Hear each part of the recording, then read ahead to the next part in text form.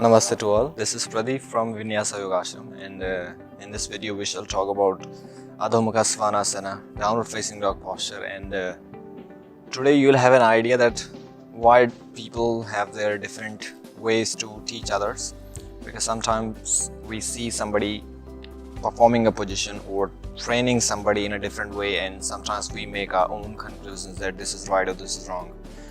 But what I believe that everything that you do with a certain intention may allow you to perform something in a different way, which could be different, which we consider wrong in different circumstances.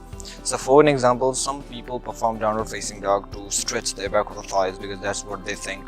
Some people do it to put weight onto the hands. So some people may do it to work with their back movement, as this is also considered as counter position for a back bend upward facing dog. So we do downward facing dog.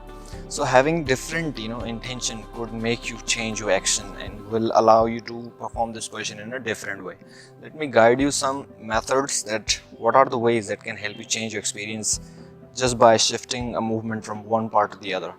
So I will also guide you a transition if you are doing it from into a Vinyasa sequence like sun salutation, then how you should be doing it to avoid shoulder pressure or those all things.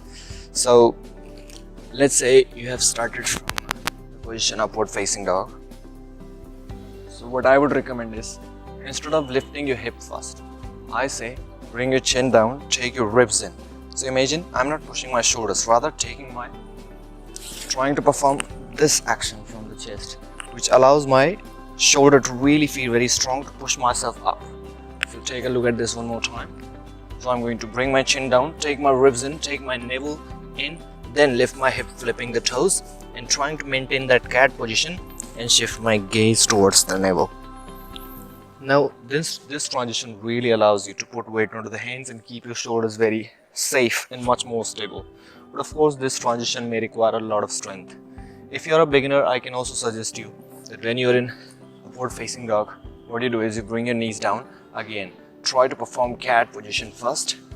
Cat is the Marichyasana position where you have rounded back, where your spine is in forward bend, as upward facing dog was back bend position. So cat position remains a forward bend position, but this forward bend is more for the spine. In order to make it a forward bend for your legs, what we do is we straighten the knees and lift our hips higher. So this could be one way to consider it. If you keep your spine in forward bend while you are also bending from the hip, this type of position will allow you to feel stretch onto your whole back of the body. It will also keep your core engaged. It will also keep your shoulders relaxed and strong. Most importantly, this will also allow you to gaze at the navel, because if your spine is in this position, you cannot really look at your navel, or you may have to force your neck, and that's become not really safe for the neck. Either you don't look at the navel or you just keep your gaze free. But then now it depends that what type of downward facing dog you are doing. Some people say that you should keep your spine straight in this position, but keeping your spine straight or in neutral position does not really make it a counter pose for upward facing dog. That position, which is like, let's say I'm in tabletop and I perform cow position where my back is arched. As you can see, my back is in back bend, but my hip will be in forward bend. Now see, even how much I try, my spine is close to neutral position. And if you are performing downward facing dog like this, which many people do these days, which looks quite nice, your spine seems very aligned. But the question is that why you are doing this. If you are doing downward facing dog to stretch only your back of the thighs, perhaps this is right. But if you are doing the real downward facing dog, which is the traditional way to do it, you should not be keeping your back in backward bend of extension. Rather, it should remain in slight forward bend of flexion, which is why it will become a counter pose for upward facing dog. On top of that, it will engage the core, as I said. It will keep your gaze to the navel. Most importantly, it will also make your hamstring feel not too stretched and will release the pressure from it. So depending upon the flexibility, some people can keep the stance short or more. It can be experimented. But the way I want you to understand is, being a beginner or advanced, you first must try this. What you do is, drop your tailbone down, Instead of sucking the navel in, you push the tailbone down and back. And the lower back should go flat and round out. Then what do? Take your ribs inward, take your sternum inward, push through the hands to the floor, keep your toes tucked. Now what you do is, now push your hands, lifting your knees, lifting your knees. Now what you avoid is, when you take your hips all the way up, many people, in order to straighten the knee, let's say I give an example here. If I want to straighten my knee, what happens as a consequence? It somewhere may tilt my hip forward, which will allow my back to come in back bend again. And we want to avoid that. So how to avoid that is, the moment you are straightening the knee, you keep on pushing your tailbone down. This may be challenging in the beginning, but you try it that way.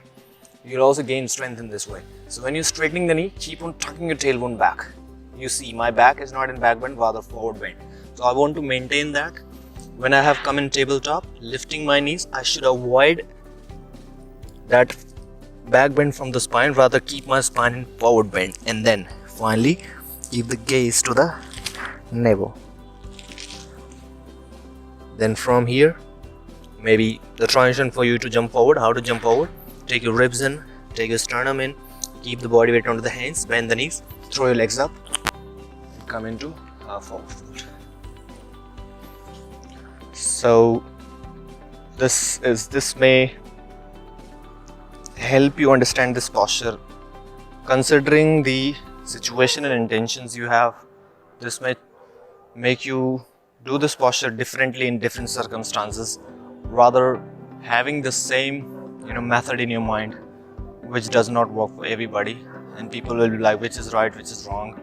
Well, everything could become right if the situation is right for it, and everything could become wrong if situations and the intention you have to do that is not matching the action.